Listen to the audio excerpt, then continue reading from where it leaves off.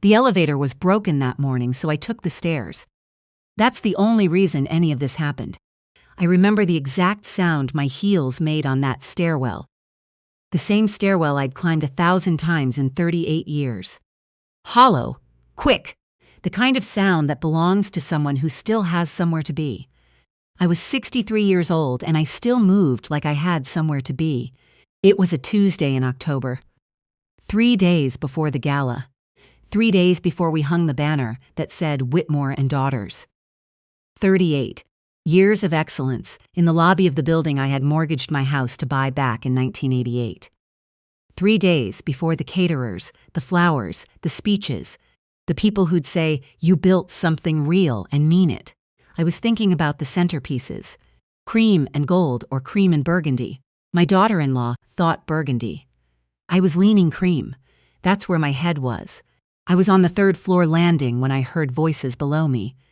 Not loud, not the usual office noise that bleeds through walls and vents. These were low voices, deliberate, the kind people use when they do not want to be heard. I stopped. I don't know why I stopped. Something in the tone, maybe. Something that didn't fit a Tuesday morning.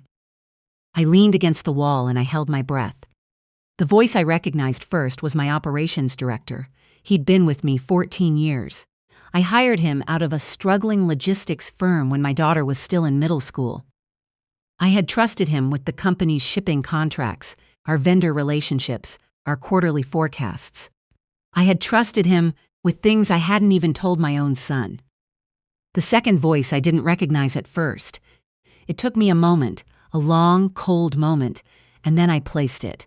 A man from a company we were in final negotiations with, a potential buyer for our Eastern distribution contracts, a deal my operations director had been managing on my behalf for 6 months. What I heard in the next 4 minutes I will never fully be able to explain to you, because it wasn't one thing. It was the accumulation of 100 small things I had looked away from, all arriving at once, like a bill I'd been ignoring and suddenly couldn't. My operations director was telling this man that the deal could close before the anniversary, that once I was distracted by the gala, by the press, by the sentiment of it all, the paperwork could move, that I wouldn't look too closely right now, that there were terms in the contract, terms he himself had drafted, that would transfer operational authority over 3 of our warehouse facilities, under a subsidiary I had never heard of. A subsidiary with his name on it. I pressed my back flat against the concrete wall, and I stopped breathing in any meaningful way. 38 years. I built this company out of a rented office the size of a large closet, with a used fax machine and a client list I kept in a spiral notebook. I drove the first deliveries myself. I skipped my own birthday 2 years in a row because we couldn't afford the overtime to cover my route. My late husband used to leave coffee on the counter before I was even awake because he knew I'd leave without eating. This company was not a business. It was the evidence that my life had meant something. And this man I had given 14 years to, was standing 1 floor below me, making plans to carve pieces of it away while I was busy smiling for photographs. I waited until I heard the stairwell door close. Then I stood there for another few minutes and I didn't move. I have been asked since then what was going through my mind in those minutes. People expect something dramatic. They expect rage or tears or a sudden cold clarity. What I actually felt was much simpler and much worse. I felt stupid. 63 years old, 3 days from the biggest milestone of my professional life, and I felt like the last person in the room to understand a joke everyone else already knew. That feeling lasted about as long as it took me to walk down 1 flight of stairs. By the time I reached the 2nd floor, something had shifted. I did not go into the office that morning. I turned around on the 2nd floor landing, went back down, walked out through the loading dock, got in my car, and sat in the parking lot with my hands on the wheel. Then I called my daughter-in-law. I want to say something about her here, because this part matters. When my son married her 8 years ago, I was not unkind, but I was not warm either. I was a woman who had built everything herself, and I carried that the way some people carry old injuries. Not always visibly, but it changed how I moved. I had a way of making decisions that didn't leave much room for input. My son had grown up in that atmosphere. He'd learned to defer to me rather than push back, which I had told myself was respect, and which I know now was something I had accidentally trained him into. His wife had never learned to defer to me. She was polite about it. She never caused scenes. But she had her own opinions and she kept them, and there were moments over the years where that had quietly irritated me in ways I hadn't examined closely. She picked up on the second ring. I told her I needed to see her. Not at the office. Not at their house. I told her to meet me at the diner on Clement Street, the one we'd been to exactly once for her birthday 2 years ago. Nowhere near anyone who knew us. She didn't ask questions. She said, "Give me 20 minutes." When I walked through that diner door and saw her already in the booth with 2 coffees waiting, she'd ordered mine without asking. I understood something about her that I hadn't let myself understand before. She was not a woman who needed to be in the center of things. She just needed things to be right. I told her everything. I told her what I'd heard, word for word, as best I could recall. I told her about the subsidiary. I told her about the timeline, the paperwork, moving during the gala, the contracts being signed while I was distracted. I watched her face the entire time. She didn't look surprised. Not entirely. She said, "How long have you suspected him?" I said I hadn't. I said I'd had no idea.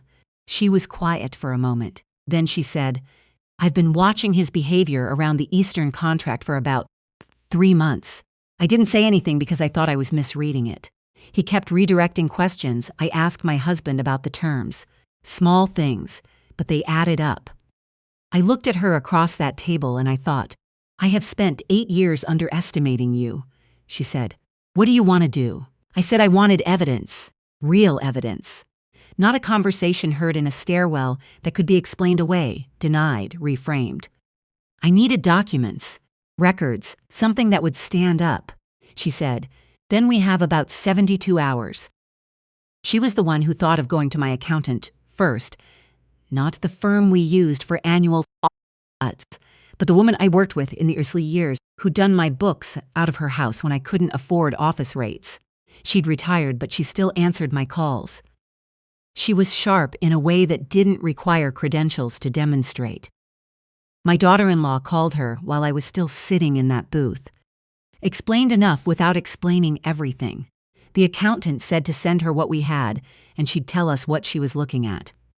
I went home. I had copies of the Eastern contract drafts on my home computer. I'd requested them months ago when the deal first came to me, out of habit more than suspicion. I sent them over. My daughter-in-law went to the office. I want you to understand what she walked back into. She went to that building, to that floor, sat 10 feet from the man we both now knew was actively maneuvering against us, and she spent the afternoon scene doing her job without a single visible seam. She pulled documents she had legitimate access to. She found 3 versions of the subsidiary filing that had been buried in a shared drive folder mislabeled as Archive Vider Misks 2021. She photographed them on her personal phone. She forwarded them from a personal email account. She did not panic. She did not tip anything. I don't know if I could have done that at 34. I'm not sure I could have done that at 63. Meanwhile, my accountant called me at 7 that evening. She said, "This isn't just the Eastern contract." She walked me through it slowly, the way she always had, because she'd always known I understood numbers, but not the way they could be hidden. The subsidiary my operations director had set up was positioned to receive fees, management fees, processing fees, a structure that looked like legitimate vendor costs but wasn't. It had been building for just over 2 years, not large amounts. The kind of amounts designed not to trip thresholds. But they added up, she said. Over 24 months, you're looking at somewhere between $40,000 and $60,000. Possibly more once you pull the related invoices. I sat at my kitchen table with a legal pad, and I wrote numbers for a long time without saying anything. Then she said, "Honey, you need a lawyer tonight." "Not tomorrow." I called my attorney at 8:30. He was a man I had worked with for 15 years, and he did not seem even slightly inconvenienced by the hour. He asked 4 questions, said, "Send me everything," and by 10 o'clock he had connected us with a forensic accounting firm he kept on retainer for exactly this kind of situation. I did not sleep that night. My son didn't know yet. We had deliberately not told him, and I want to explain why, because I've had to explain it to him since, and it is the conversation I am most grateful we had. We didn't tell him because we needed to protect him.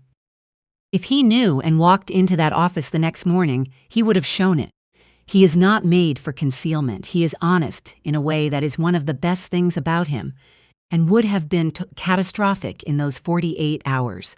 But more than that, and this is the part I had to sit with for a long time, I had spent 20 years protecting him from the hard parts of running this business, not because he couldn't handle them, because I had never let him try. That was on me by Thursday afternoon, 36 hours before the gala. The forensic accountant had a preliminary summary. The attorney had spoken to the district attorney's office. There was enough for a warrant.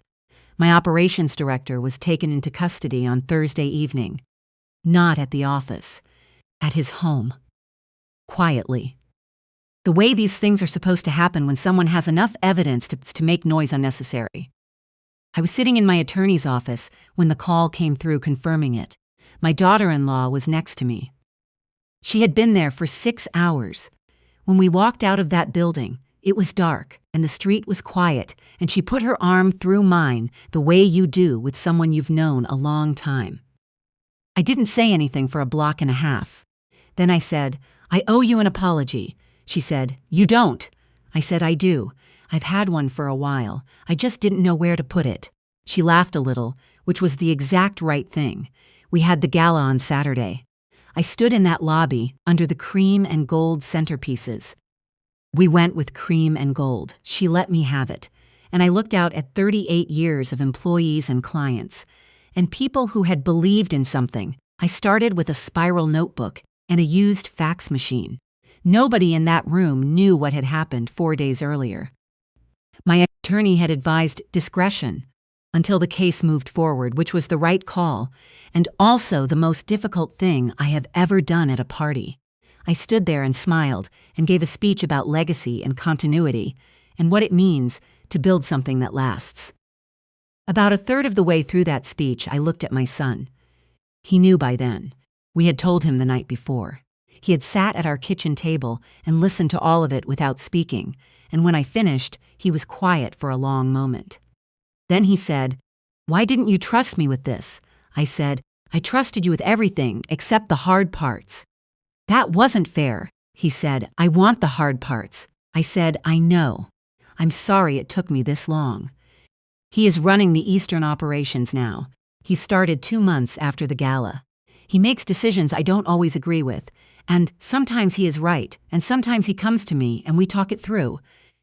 And that is the thing I did not understand for 2 decades. That is what partnership is supposed to feel like.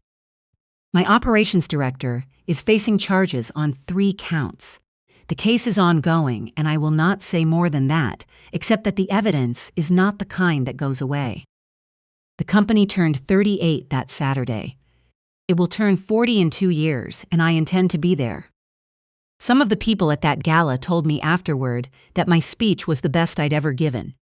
One woman I've known since my 3rd year in business said it felt different. Said she didn't know what had changed, but something in my face was more settled than usual, less like I was holding something and more like I had put it down. She wasn't wrong. I spent 38 years protecting this company from the outside.